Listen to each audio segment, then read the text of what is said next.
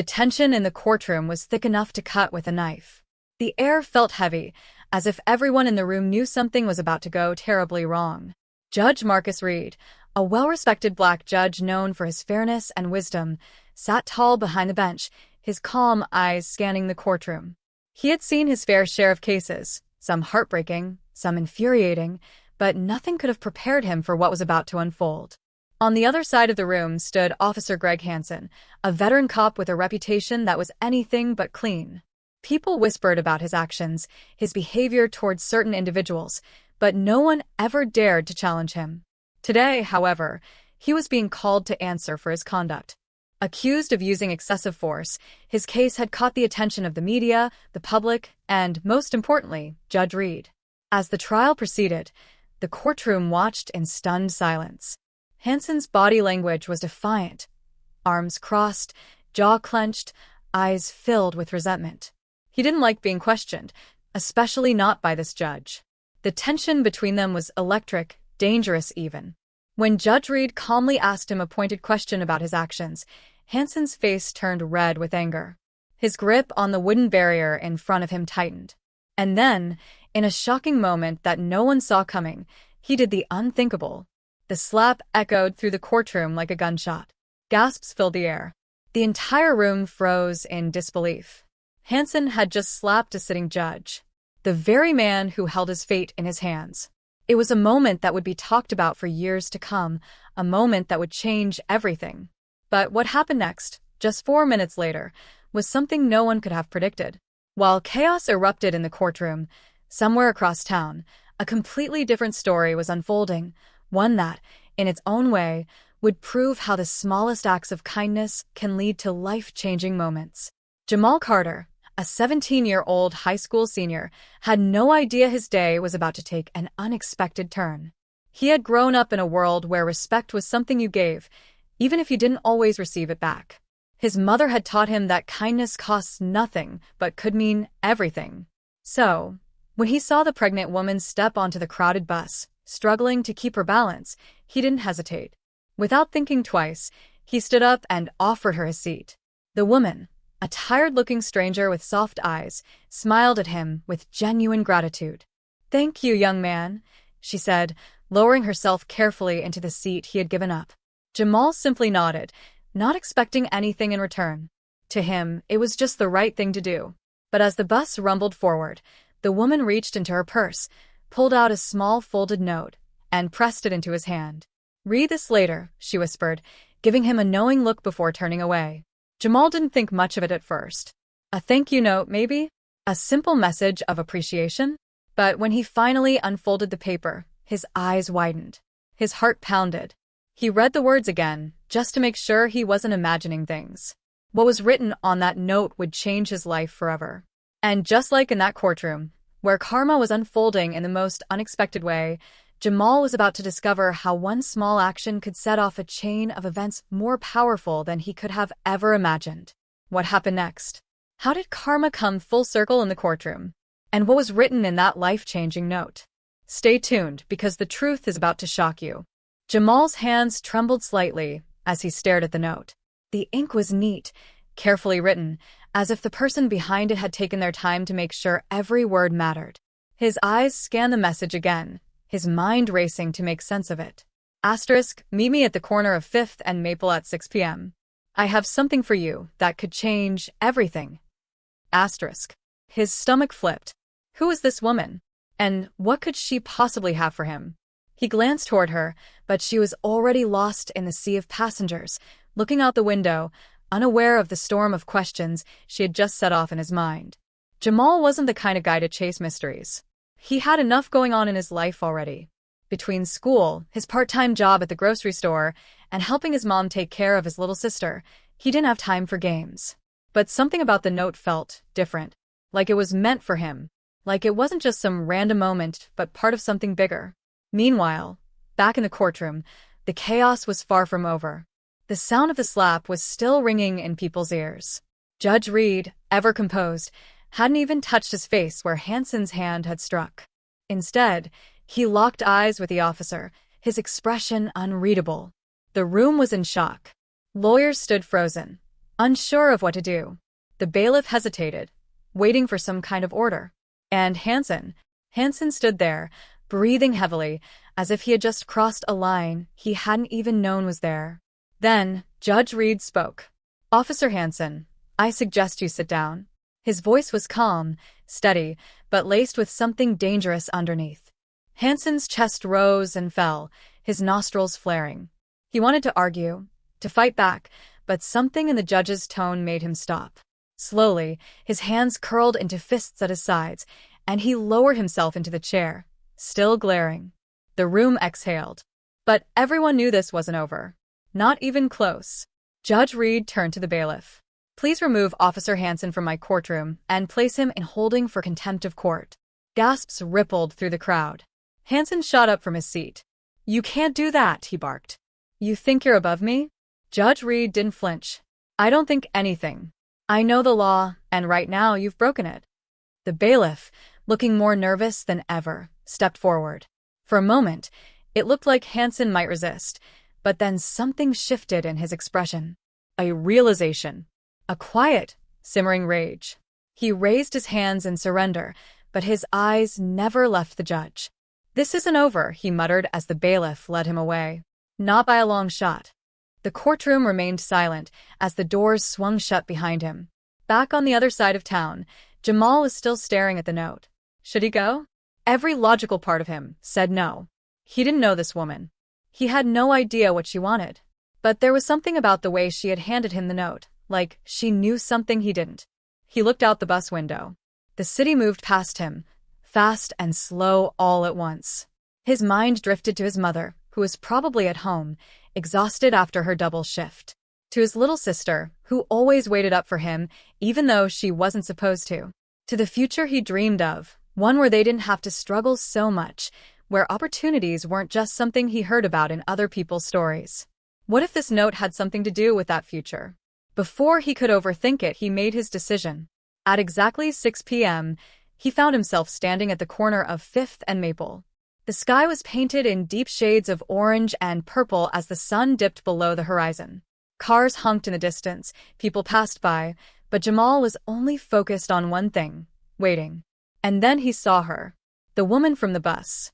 She approached him with a soft smile, the same warmth in her eyes as before. But this time, there was something else there too, something serious. "Jamal," she said, as if she had known his name all along. "Thank you for coming." He nodded, not sure what to say. Yeah. I wasn't sure if I should, but he lifted the note slightly. "I guess curiosity got the best of me." She chuckled lightly, but there was something heavy in her demeanor, like whatever she was about to say mattered more than he could understand. "I won't waste your time," she said. "But before I tell you why I asked you here, I need to ask you something first." She looked at him, really looked at him. "Do you believe in fate?" Jamal blinked. "Fate?" He shrugged. "I don't know. Maybe? I believe in working hard, doing the right thing. But I don't know if I believe that everything happens for a reason."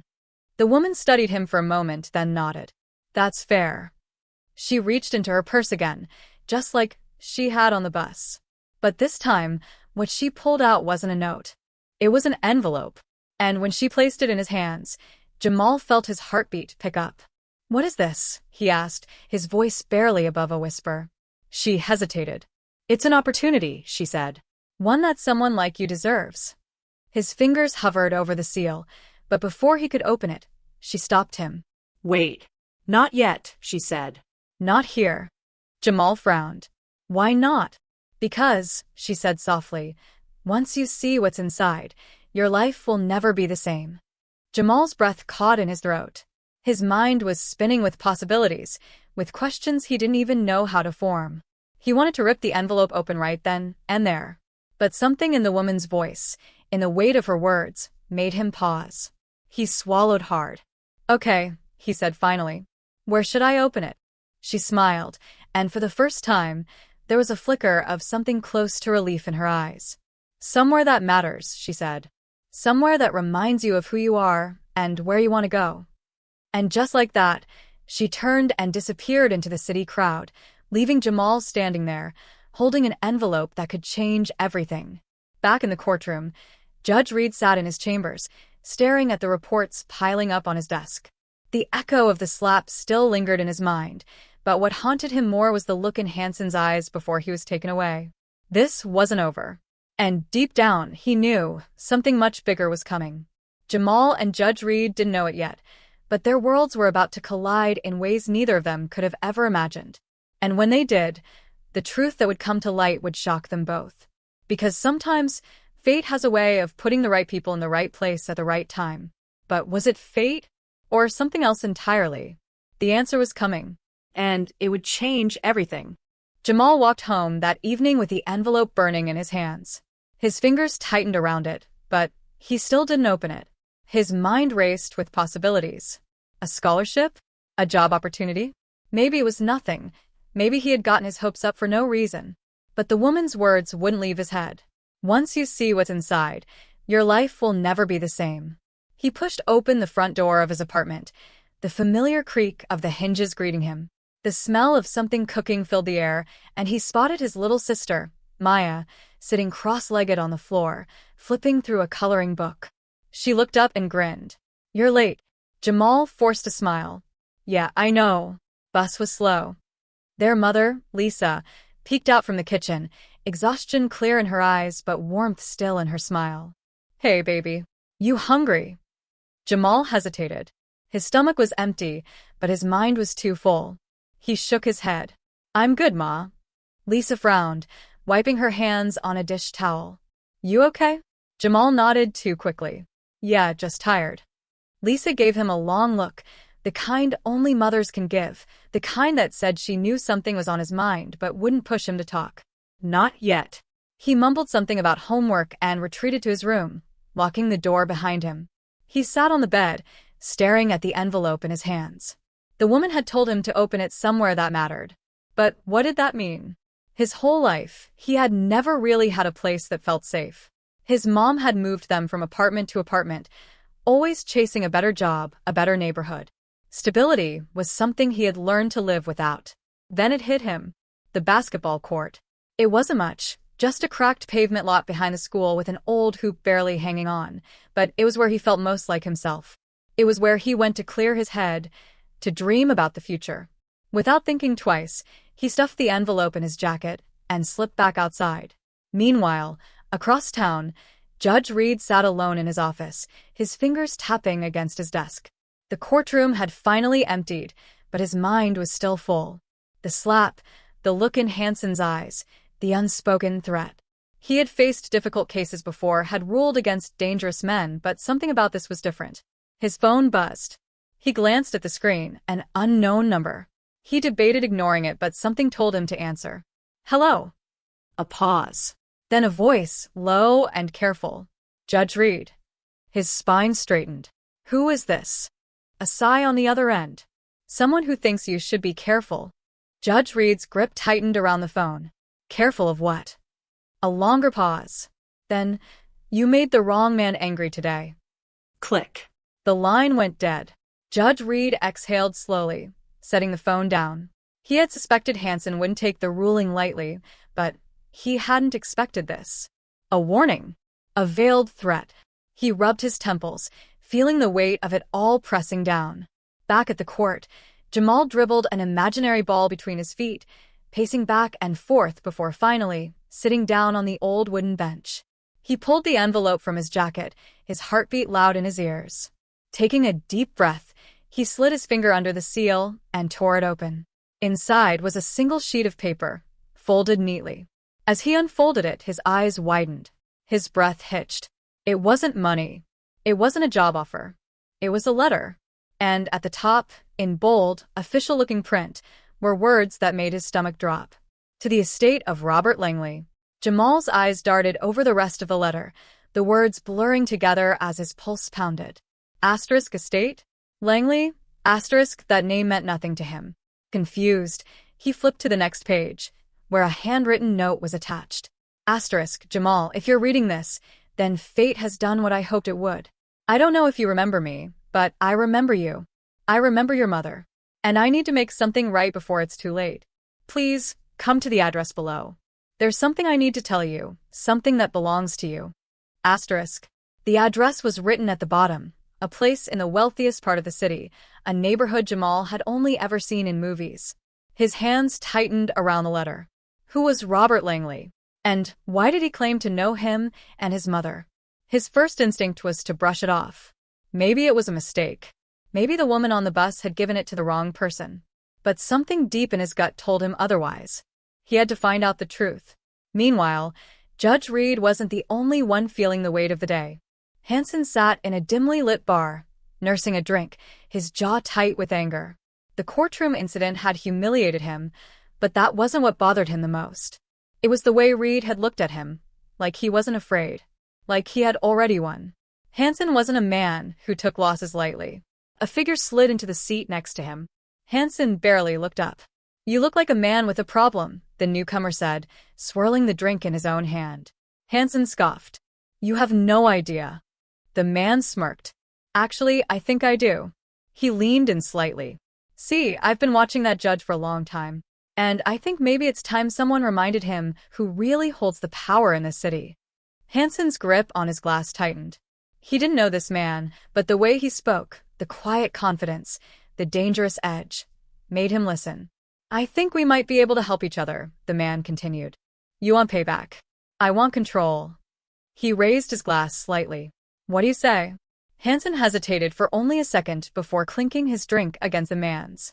Across town, Jamal stood outside the massive estate listed in the letter, staring up at the grand, towering house that looked nothing like the world he had come from.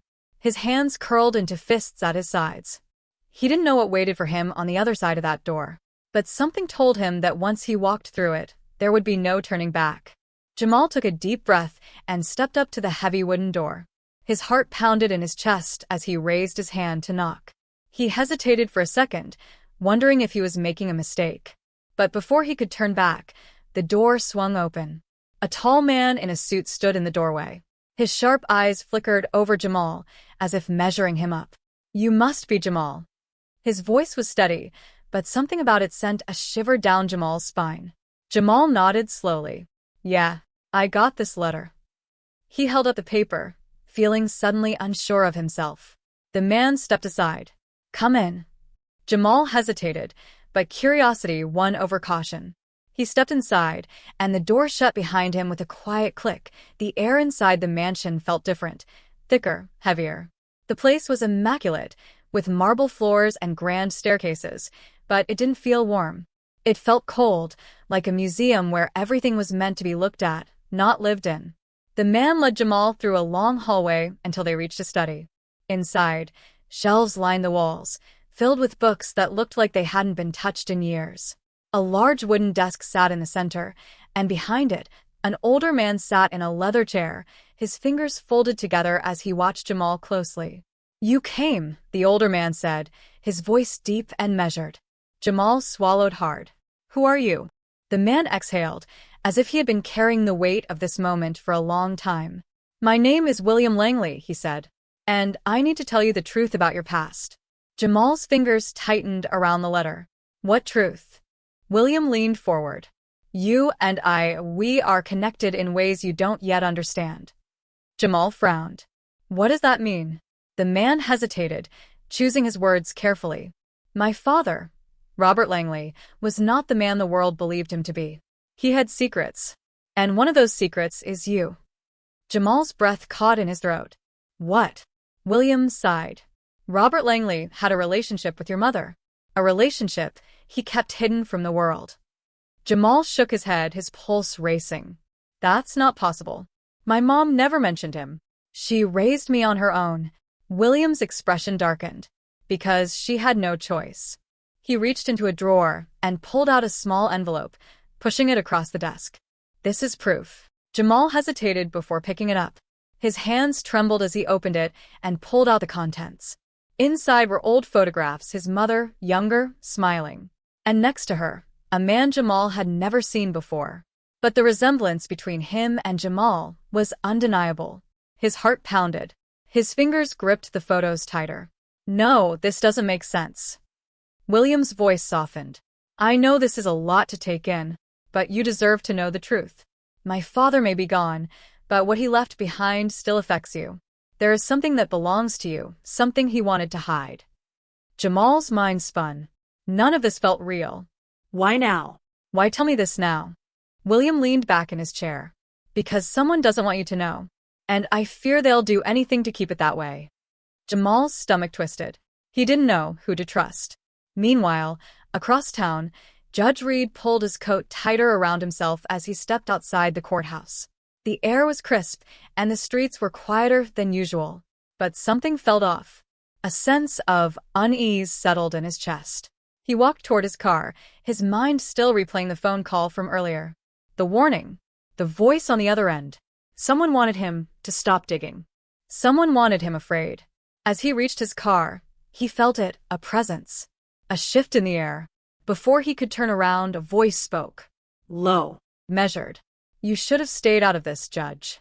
Reed's body tensed. His grip on his keys tightened.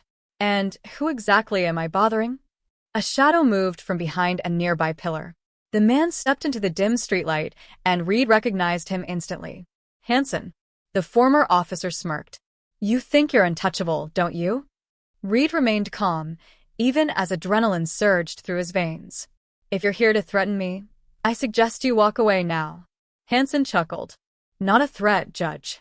Just a friendly warning. He took a step closer. You embarrassed me in that courtroom. You made me look weak, and I don't take kindly to that. Reed didn't move. I upheld the law. You broke it. Hanson's jaw clenched, but his smirk remained. See, that's the problem with you. You think the law is always on your side. But out here? He gestured to the darkened streets.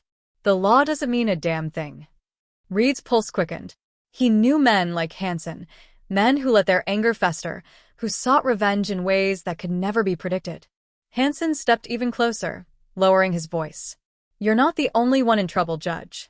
You're not the only one they're watching. Reed's breath caught. Who's they's? Hanson smiled, but there was no warmth in it. You'll find out soon enough. And with that, he turned and walked away, disappearing into the night like a ghost. Reed exhaled slowly, his hands tightening into fists. He had been in danger before. But this was different. This felt bigger. And if Hanson was right, Jamal was in danger too. Back at the Langley estate, Jamal stood abruptly. I need to talk to my mom. William didn't stop him. He simply nodded. Go to her. But be careful, Jamal. If they know you're asking questions, they'll come for you too. Jamal's blood ran cold. He didn't know who they were. But he had a feeling he was about to find out. Jamal didn't waste another second. He stuffed the letter back into his pocket and rushed out of the estate, his mind spinning. The night air felt colder now, heavier, as if the weight of what he had just learned was pressing down on him. He needed answers, and only one person could give them to him, his mother. He pulled out his phone and called her, his fingers shaking as he tapped the screen. The phone rang once. Twice. Then, Jamal? Lisa's voice came through, laced with concern. Ma, I need to talk to you. It's important, he said, his breath uneven as he walked quickly toward the bus stop. What's wrong, baby? Jamal hesitated, unsure how to even begin. I just need to see you. Now. There was a pause. Jamal, you're scaring me. I'll be home soon, he said, avoiding her concern. Just don't go anywhere. As he ended the call, he felt the hairs on the back of his neck rise. A strange feeling settled in his gut, like he was being watched.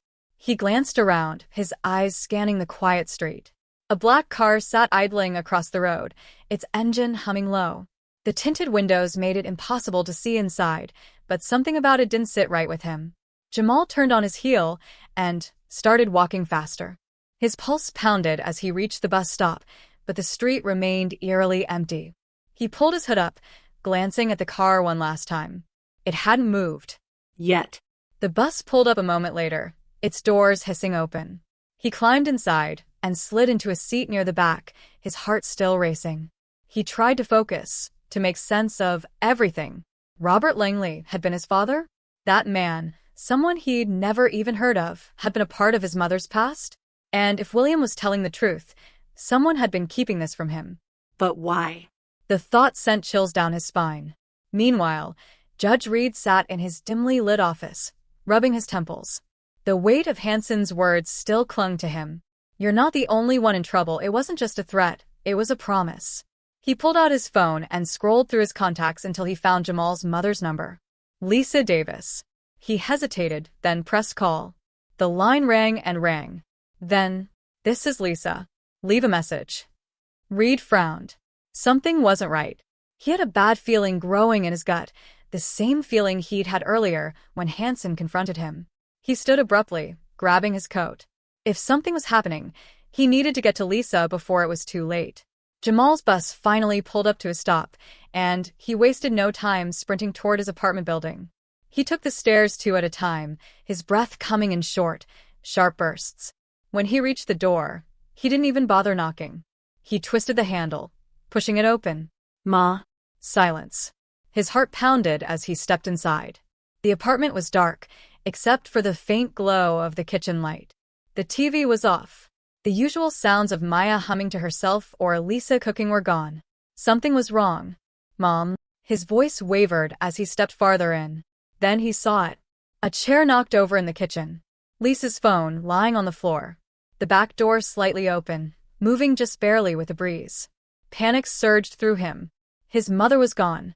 Jamal's knees nearly gave out, but he forced himself to stay upright. His hands shook as he picked up her phone. The screen was cracked, but it still worked. He swiped through the missed calls, his Judge Reed's, and an unknown number. His breathing grew uneven.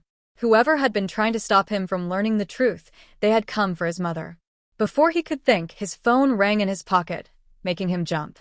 He yanked it out and answered without looking. "Hello." A deep, unfamiliar voice came through. Calm. Too calm. "If you want to see your mother again, stop asking questions." Jamal's stomach dropped. "Who are you?" he demanded, his voice shaking with anger. "You already know." The line went dead. Jamal stood frozen, the phone still pressed to his ear. His mind screamed at him to do something, but he didn't know where to start. Then, another knock at the door. He spun around, his heart racing. He grabbed the nearest object, a heavy glass cup from the counter, before moving slowly to the door. He cracked it open just enough to see.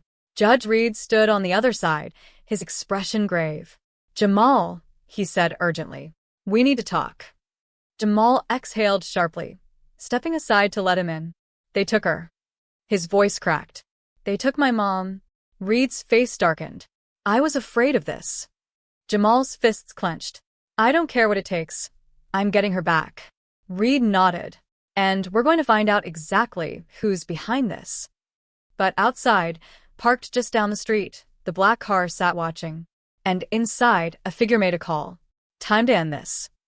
Jamal's grip tightened around his phone, his mind racing. His mother had been taken, and the warning was clear. If he kept pushing, things would only get worse. But there was no way he was stopping now. He looked at Judge Reed, desperation flashing in his eyes. "They said if I keep asking questions, I'll never see her again," Jamal said, his voice barely steady. Reed exhaled, his jaw tightening. "That means we're close. Someone's scared, and they're trying to make sure you don't dig any deeper." Jamal clenched his fists. "Then we dig harder." Reed nodded, already pulling out his phone. "I might know someone who can track the call that came through your phone. If we can find out where it came from, we might get a lead on where they're keeping your mother." Jamal's stomach twisted as he replayed the voice in his head. It had been cold, calculated, like someone who had done this before. Whoever was behind this wasn't acting alone. Reed's contact worked fast. Within minutes, he had a location. An abandoned warehouse on the edge of town. "That's got to be it," Jamal said, his pulse quickening. Reed hesitated. "Jamal, this could be dangerous. We need to call the authorities." Jamal shook his head. "We don't have time. What if they move her?" His voice cracked. "What if we're already too late?" Reed sighed, but he saw the fire in Jamal's eyes. He wasn't going to wait around. Finally, he nodded. "All right. But we do this smart." The drive to the warehouse was tense. The city lights faded behind them as they pulled into a deserted lot, the only sound the distant hum of traffic. The building loomed ahead, its windows dark, its metal doors rusted and heavy. Jamal's breath came fast, his hands trembling. "She's in there," he whispered. He could feel it. Reed reached into his coat and pulled out something Jamal hadn't expected, a small handgun. Jamal's eyes widened. You? I was a prosecutor before I became a judge, Reed said quietly. I've had my fair share of enemies. Jamal swallowed hard, but didn't argue. They had come too far to turn back now. They moved toward the entrance, their footsteps careful. Jamal's heart pounded in his chest as Reed tested the door. It creaked open, revealing a dimly lit space inside. Dust floated in the air, the smell of oil and metal thick around them. Then voices. Jamal froze. He recognized one of them. Hanson. Reed's expression darkened. He motioned for Jamal to stay low as they crept closer. Through a gap between metal shelves, they saw them. Hanson stood near a chair where Lisa was tied up, her hands bound, her face streaked with fear and anger. Standing beside him was another man, William Langley. Jamal's breath caught. Reed's fingers tightened around the gun. I knew something was off, he muttered. Jamal's stomach twisted. William had acted like he was on his side, like he wanted to help. But it had all been a lie. William's voice was smooth, calculated. You should have stayed quiet, Lisa. Lisa glared at him, her voice hoarse. You think you can cover this up forever? William smirked. I don't have to cover it up. I just have to erase the problem. Jamal's blood ran cold. Hanson chuckled. We gave the kid a warning. Guess he didn't take it. William sighed. You always were reckless, Jamal. Just like your mother. Jamal had heard enough. Before Reed could stop him, he stepped out of the shadows. Let her go. William turned, mildly surprised. Jamal, he said smoothly. I was wondering when you'd show up. Hanson reached for something at his waist, a gun. Reed reacted fast. Don't, he warned, stepping forward, his own weapon steady. Drop it. Hanson hesitated, but William raised a hand. Enough. He looked at Jamal, his expression unreadable. You don't understand, do you? My father wanted to keep you a secret for a reason. Jamal's jaw clenched. Because he was ashamed of me? William's lips curled into a smirk. No. Because you were his biggest mistake. Jamal's chest burned with rage. That's why you're doing this. To cover up his past. William tilted his head. It's bigger than that. My father built an empire, and that empire does not include you. Jamal's hands shook, but he stood his ground. You think you can just erase me? Erase my mother? William sighed, almost as if he pitied him. It's not personal, Jamal. It's just business. But before William could give the order, a sharp noise cut through the tension. Sirens. William's eyes narrowed. Hanson cursed under his breath. Reed smirked. I might have made a call before we got here. The doors burst open. Officers swarmed the warehouse, guns drawn, voices shouting commands. Hanson raised his hands, but William didn't move. Instead, he turned to Jamal, his eyes cold. You don't know what you've just done. Jamal stared him down. Yeah, I do. I just ended this. William was cuffed, Hanson taken down, and Lisa was finally free. Jamal rushed to his mother, untying the ropes as she fell into his arms. You okay, Ma? His voice broke. Lisa clutched him tightly. I am now. Reed stood back, watching as William was led away. It's over, he said quietly. But as Jamal looked at William being shoved into a police car, something nagged at him. The way William smirked, as if he still had the upper hand. And then, just before the doors closed, William met Jamal's eyes and mouthed two words. Not over. Jamal's stomach dropped. Because deep down, he knew this was only the beginning.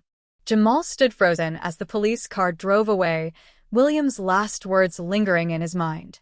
Not over. The way he had said it wasn't a threat, it was a promise. A chill ran through him, but he refused to let fear take hold. Not anymore. He had fought too hard to back down now. Lisa's grip on his arm tightened. Jamal, let's go home, she whispered, exhaustion in her voice. He turned to her, seeing the relief in her eyes, but also the weight of everything they had been through. She had been strong for so long, and now, for the first time in years, she could finally breathe. Reed walked up to them, his expression softer than before. You did good, kid. Jamal let out a small, shaky laugh. I don't feel like it. Reed smiled slightly. You should. You exposed the truth. No matter what happens next, you made sure William Langley won't walk away from this. Jamal nodded, but he knew it wasn't that simple. The Langley name held power. William had been careful, covering his tracks for years. Even with his arrest, there would be people willing to protect him. But Jamal had started something, a crack in their foundation. And that crack would only grow. As the police secured the scene, Reed walked them outside. The night felt different now, lighter in a way, like the weight that had been suffocating Jamal was finally lifting. They got into Reed's car, and the drive home was quiet. Lisa leaned her head against the window, exhaustion pulling her into sleep. Jamal just stared out at the city, his mind still racing. When they finally reached their apartment, Jamal helped his mother inside, making sure she was settled. She gave him a tired smile. "You've always been my fighter," she said softly. Jamal swallowed the lump in his throat. "You don't have to fight alone anymore." Lisa squeezed his hand before heading to her room. Jamal sat on the couch, his legs feeling heavy. His eyes drifted to the letter still in his pocket, the one that had started all of this. He pulled it out, staring at the words again. "I never wanted to leave you," his father's handwriting, the words he had never gotten to say. For years, Jamal had wondered why his father had never been there, why he had grown up feeling like a mistake. Now he knew the truth. His father had tried to fight for him. He had been kept away. He exhaled, feeling a strange sense of peace. The pain of the past was still there, but it didn't define him anymore. He had uncovered the truth, and now, he could move forward. The next morning, the world moved on. News of William Langley's arrest spread fast, making headlines across the city. Corruption, hidden secrets, the fall of a powerful name. It was the kind of story people couldn't ignore. But Jamal knew it wasn't over. William would fight back. His family would fight back. Still, Jamal wasn't afraid. A few days later, he sat in a cafe, scrolling through the news on his phone. Reed had arranged for Lisa to have extra protection, just in case. They were safe for now. As he sipped his coffee, he felt someone approach. He looked up to see William's half-brother, Daniel Langley, standing across from him. Unlike William, Daniel had always kept a low profile, staying out of the family's dirty dealings. Jamal tensed. "What do you want?" Daniel sat down, his expression unreadable. "You shook things up." Jamal met his gaze. Good. Daniel smirked slightly. "William underestimated you. He thought you'd walk away." Jamal leaned forward. "Tell your family I'm not going anywhere." Daniel studied him for a moment, then nodded. "I believe you." He stood up, slipping something onto the table, a business card. "If you ever need to know more about your father, call me." Jamal stared at the card as Daniel walked away. He wasn't sure if he could trust him. But for the first time, the Langley family wasn't something he feared. It was something he was ready to face. That night, Jamal walked through the city, letting everything sink in. He had lost so much, but he had also gained something: truth, strength, a reason to keep fighting. He pulled out his phone and opened the note his mother had given him all those years ago, the one he had almost forgotten. The words still held the same power. Asterisk, never let them tell you who you are. You decide that for yourself. Asterisk. Jamal smiled to himself. He already had.